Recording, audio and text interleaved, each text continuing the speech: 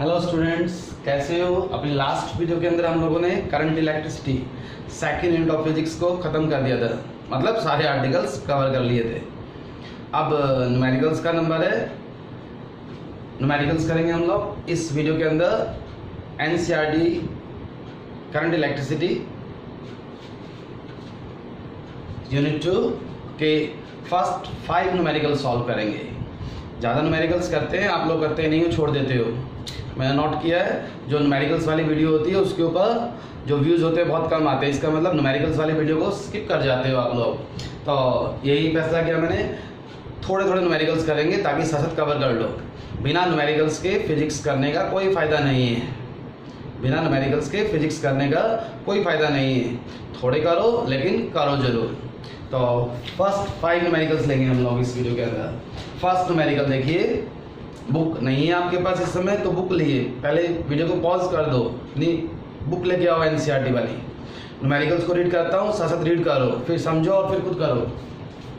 First numerical, the storage battery of A car.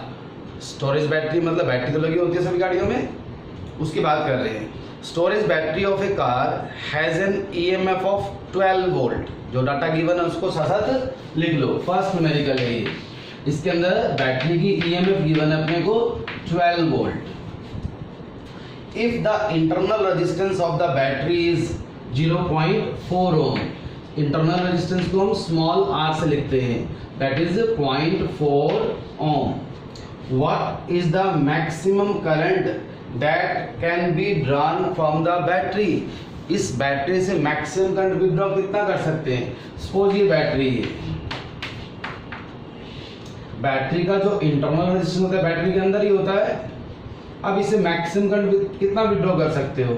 मैं इस battery को डायरेक्ट शॉर्ट सर्किट कर देता हूँ, ऐसे तार से जोड़ दिया, करंट फ्लो करेगा, सर्किट कंप्लीट है, तो वो होगा मैक्सिमम करंट।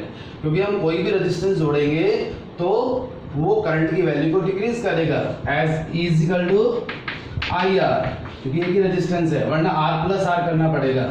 और आई का फार्मूला क्या होता है, ई बाय आर।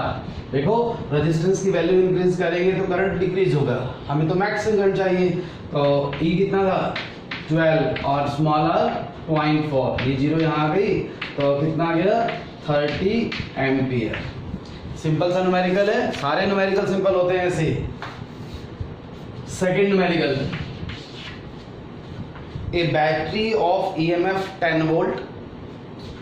ईएमएफ गिवन है आपको बैटरी की, लिख दो उसको 10 volt. And internal resistance 3 ohm. Internal resistance 3 ohm is connected to a resistor. ऐसे एक रजिस्टर लिया R और एक बैटरी है अपने पास 10 वोल्ट की, ये इसका इंटरनल रेजिस्टेंस था, इनको जोड़ दिया, ये 10 वोल्ट की थी और ये 3 ओम का। If the current in the circuit is 0.5 ampere, he close करेंगे तो 0.5 एम्पियर का करंट फ्लो कर रहा है इसके अंदर से। What is the resistance of the register, इसकी वैल्यू निकालनी। ये तो कई आर्टिकल से बनाया था हमने पिक्चर, कैसे बनाया था, E इज इक्वल टू, मैंने कहा था इस बैटरी की जो वोल्टेज है वो यहाँ भी ड्रॉप होगी और इंटरनल रेजिस्टेंस के क्रॉस भी ड्रॉप होगी। उसको ऐसे लिखा था हमने V प्लस V या I into R plus R, या इसको ऐसे भी लिख सकते हो IR plus I into R। अब देखो इसके अंदर आपको E गिवन है 10 वोल्ट, I 0.5 एम्पियर, ये निकालना है, ये 0.5 एम्पियर और ये स्मॉल r 3 ओम। सब कुछ तो मालूम है सिवाय किसके, कैपिटल R के। इसको सॉल्व करोगे तो आपको मिलेगा R कितना है, यहाँ पर R की वैल्यू आएगी 17 ओम। 17 ओम आ गया रेजिस्टेंस की वैल्यू। फिर कहते हैं इसके अंदर एक पार्ट और है, what is the terminal voltage of the battery when the circuit is close. जब सर्किट को क्लोज किया, ईएमएफ तो 10 वोल्ट थी, ईएमएफ तो 10 वोल्ट थी, लेकिन टर्मिनल पोटेंशियल कितना होगा, क्योंकि ये जो रेजिस्टेंस है इंटरनल ये बैटरी के अंदर होता है। इतना करंट जब फ्लो करेगा जो इसके अक्रॉस ड्रॉप होगा वो काउंट नहीं होता उसके अंदर। तो आप यहाँ से भी निकाल सकते हो इस फार्मूले से, V कितना होगा, मैं यही निकाल देता हूँ, V will be equal to E minus V। E कितना था हमारे पास 10 और स्मॉल v मीन्स इसके अक्रॉस पोटेंशियल ड्रॉप 0.5 इंटू 3 1.5, ये कितना आ गया 8.5 वोल्ट। ये आंसर आ गया इसका। एक ही न्यूमेरिकल को करने के तरीके कई हैं, इसको ऐसे भी कर सकते हो आप। ये 17 ओम का रेजिस्टेंस आया है, कितना है ये 17 ओम का, 17 इंटू 0.5 8.5, तो यही तो निकालना था अपने को, क्योंकि जितना एक्सटर्नल रेजिस्टेंस के क्रॉस वोल्टेज होगा वही बैटरी के क्रॉस होगा potential difference. Third question, 3 resistors 1 ohm 2 ohm and 3 ohm are combined in series. What is the total resistance of the combination? इससे सिंपल क्या चाहिए, 3 रेजिस्टेंस 1 ohm 2 ohm 3 ohm तीनों को सीरीज में जोड़ दिया।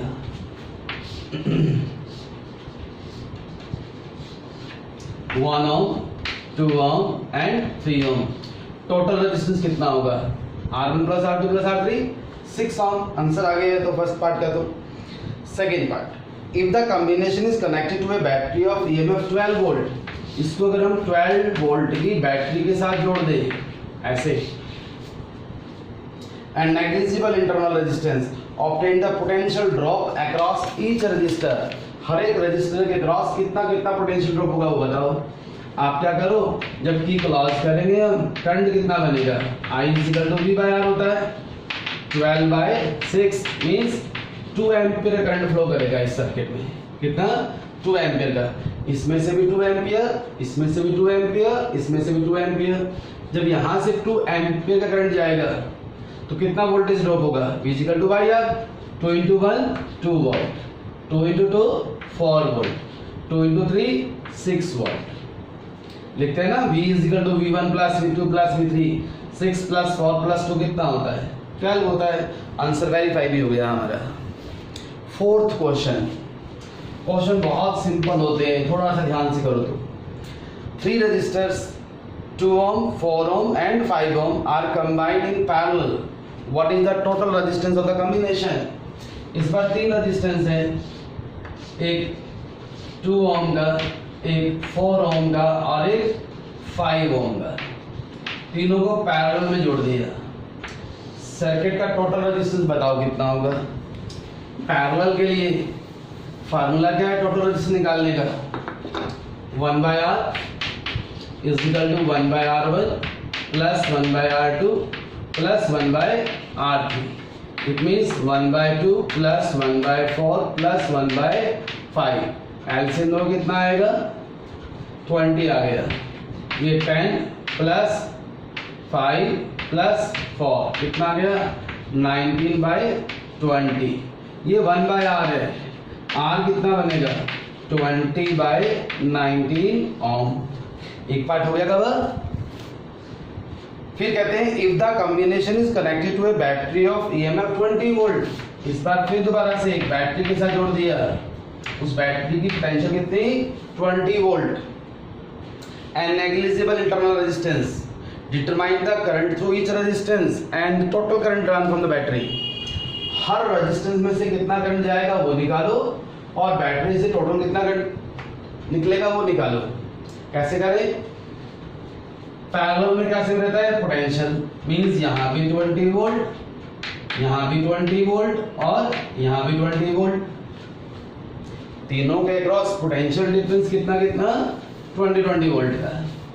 अब करंट निकालना है, जैसे फर्स्ट वाले के cross V equal to by R, I equal to V by R, 20/2 कितना आ गया 10 एम्पियर का, इसमें से 20/4 5 एम्पियर, इसमें से 20/5 4 एम्पियर, तो टोटल कितना करंट चला, तो जो भी चला था वो 3 जगह डिवाइड हो गया, टोटल कितना चला था 10 प्लस 5 प्लस 4 मींस 19 एम्पियर का। दोनों पार्ट कवर हो गए। बताओ कहाँ मुश्किल है। ऐसे न्यूमेरिकल 10th क्लास के अंदर होते हैं, 10th क्लास के लेवल के न्यूमेरिकल हैं, लेकिन स्टार्टिंग है आपकी भी, इसलिए सिंपल न्यूमेरिकल दे रखे हैं स्टार्टिंग के अंदर। 5th question, at room temperature 27 degree Celsius, room temperature होता है 27 degree Celsius. The resistance of A heating element is 100 ओम। कहते हैं जब 27 डिग्री सेल्सियस का टेम्परेचर है तो रेजिस्टेंस कितना है, 100 ओम का। What is the temperature of the element if the resistance is the found to be 117 ohm, given that temperature coefficient of material 1.7 into 10 raised to power minus 4 per degree Celsius। ये article कौन सा है, एक article the temperature को change करते हैं तो resistance भी वेरी करता है, कंडक्टर्स के अंदर भी, सेमीकंडक्टर के अंदर भी और इंसुलेटर के अंदर भी। वहाँ फार्मूला क्या था हमारे पास, R2 is equal to R1 1 plus alpha delta T। Alpha the temperature coefficient of resistance, R1 T1 temperature पर रेजिस्टेंस, R2 T2 टेम्परेचर पर। अब देखो आपको इसको बोलेंगे हम R1, इसको बोलेंगे R2। अल्फा गिवन है आपको, डेल्टा T क्या होता है, delta T T2 minus T1, तो ये क्या बन गया अपना T1, क्योंकि जब टेम्परेचर T1 है तो रेजिस्टेंस R1, जब टेम्परेचर T2 है तो रेजिस्टेंस R2। R1 की वैल्यू पुट करो, R2 की वैल्यू पुट करो, अल्फा की वैल्यू पुट करो, क्या निकालो यहाँ से, डेल्टा T निकाल लोगे, डेल्टा T। फिर डेल्टा T आपको मालूम है, T1 मालूम है, तो क्या निकाल लोगे, T2। जब सॉल्व करोगे आप तो आपके पास डेल्टा T की वैल्यू तो आएगी 1000 डिग्री सेल्सियस, और जब डेल्टा T यहाँ पुट करोगे तो T2 की वैल्यू आएगी 1027 डिग्री सेल्सियस। तो सिर्फ 5 न्यूमेरिकल्स करवाए हैं मैंने एनसीईआरटी के आपको इस वीडियो के अंदर। ईमानदारी से 5 न्यूमेरिकल्स ऐसे हो जाए, क्वेश्चन कोई बोले तो फटाफट सॉल्व कर दो उसको। धीरे धीरे स्टेप बाय चलो, लेकिन न्यूमेरिकल्स को छोड़ना नहीं है, करना जरूर है। आज ही काम करो। Thank you.